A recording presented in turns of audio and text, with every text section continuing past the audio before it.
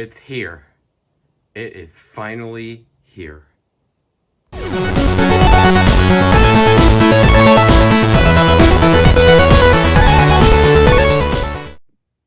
Hey guys, SirMikay, and today we're going to be doing a video review on the Nerf Elite Stryfe. Finally! External overview of the blaster, starting up at the front. We have an end strike barrel lug, so you can put on whatever attachments you want. However, no attachments of any kind come included with the original two variants of the blaster. Do note though that if you buy the BattleCamo, Modulus, or CQ10 Stryfes, then you will find a few attachments included. Below that is a tack rail, so you can mount something like a laser, flashlight, or foregrip. And above that, we have a sling attachment point and the front iron sight. There's strangely no rear iron sight, so if you use sights, then you're kind of just blind shooting. Behind that is the access door. Open this up and you can clear out any jams or malfunctions. I did not experience any. However, you might if you've, well, bought a crappy one. And do note that you cannot fire or rev the blaster while the access door is open, just like with all flywheel blasters. This is to prevent any injury with kids sticking their finger into the access port. Moving behind that is a tack rail, so you can mount something like an optic.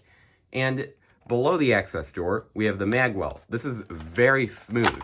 I love this mag well, and the included mag holds 6 rounds, unless you buy the BattleCamo or CQ10 Stryfes.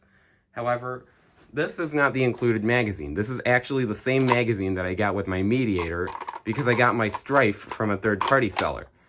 And the reason why I did that, the Stryfe is overpriced from pretty much anywhere else you try to buy it. So, yeah, I guess it was a smart decision, but, you know, it's not terrible condition, so I'll accept it. And behind that is the mag release. I like this design. You can just bump it with your thumb, or you can stick out your middle finger and then pull out the mag. And moving back, we have the battery tray, or battery door, I'm sorry. And this will not work without 4 AA batteries. So to put those in, you just remove this little screw, take off the battery door, insert your batteries, and then put the battery door back on, reinsert the screw, and you're ready to pew pew.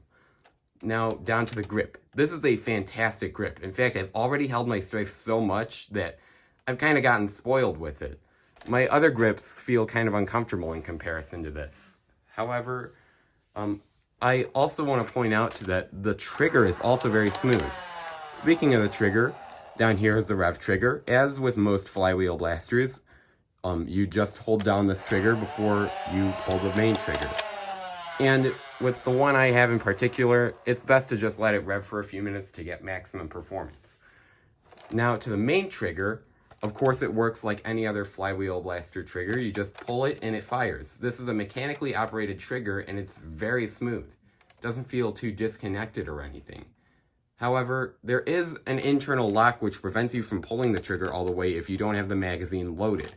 So you can have the magazine inserted and still be able to rev, but unless it actually has darts in it, you will not be able to fire. And moving down to the end of the grip, we have another sling attachment point, so you can throw on a 2-point sling and throw it around your back. How cool is that? And finally, at the very back, we have a stock attachment point to put on whatever stocks you want. That's it for the external overview. Let's see it fire. Shooting standard Modulus darts, because they're pretty much recolored Elite darts, from a 6-round mag.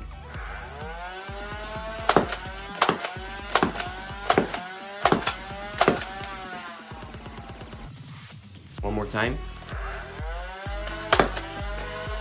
What the? This is the first jam I've had. The heck?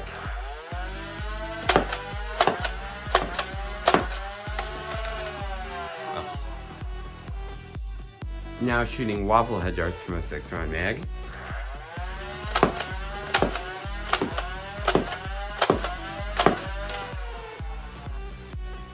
One more time.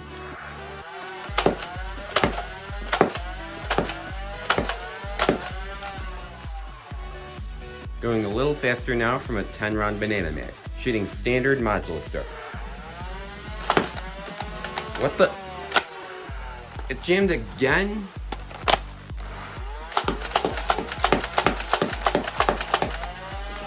And it's out. One more time.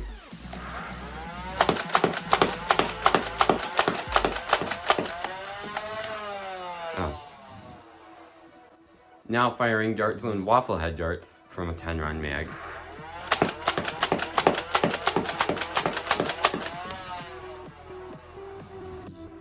One more time.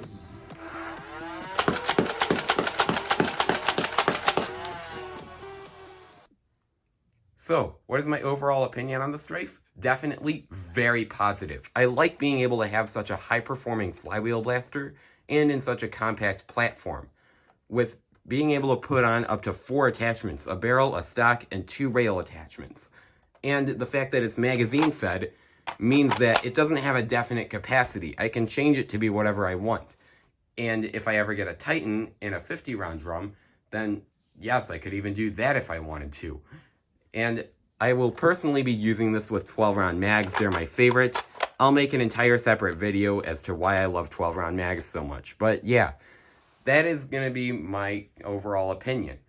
And as for any other objective information to point out, there really is none. It's as simple as it gets. This is as simple and compact and tactical as you can make a flywheel blaster. And I absolutely adore it for that. But anyways, yeah, that's it for my review. Thank you all so much for watching, and have a good rest of your week. Bye!